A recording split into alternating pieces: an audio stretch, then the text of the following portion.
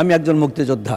1991 থেকে 96 আমরা একসাথে সংসদে ছিলাম, আবার 2001 থেকে 2006 আপনার সঙ্গে আমরা সংসদে ছিলাম। এবার আমি তৃতীয়বার। কিন্তু ওই সময় যখন 2006 সালে আওয়ামী লীগের ক্ষমতায় আসলো সরকার, আমার মুক্তিযুদ্ধের খাতার থেকে নামটা তারা কেটে দিয়েছিল। সেখান থেকে আজ পর্যন্ত আমি এই সুবিধা থেকে বঞ্চিত আছি। যোদ্ধার যে গৌরব থেকে আমি বঞ্চিত। এলাকার সবাই আমাকে মুক্তিযোদ্ধা বলে জানে, আপনিও জানেন মাননীয় স্পিকার। আমি মন্ত্রী মহোদয়ের কাছে প্রশ্ন করতে চাই, আমার যে হারানো যে গৌরব, এটা আমি বাংলাদেশ স্বাধীনতা যুদ্ধে অংশগ্রহণ করেছি মেজর জেনারেল জলিল সাহেবের নেতৃত্বে 9ম সেক্টরে, এই হারানো গৌরবটা আমি ফিরে পাবো কিনা, আমার প্রয়োজনীয় কাগজপত্র যদ্দূর সময় আমার গচ্ছিত আছে আমি দেখাবো ইনশাল্লাহ।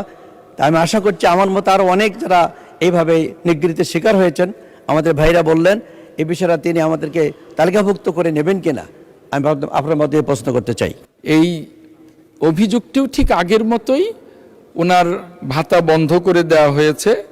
ওনার যে কাগজপত্র আছে সেই কাগজপত্রগুলো মন্ত্রণালয়ে জমা দিলে আমার মন্ত্রণালয় মাননীয় স্পিকার এ নিয়ে কাজ করবে এবং তার প্রয়োজনীয় সমস্ত ব্যবস্থা গ্রহণ করবে।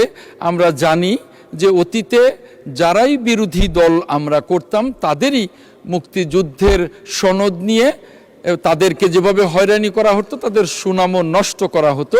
এই বিষয়ে মুক্তিযোদ্ধা মন্ত্রণালয় কাজ শুরু করেছে।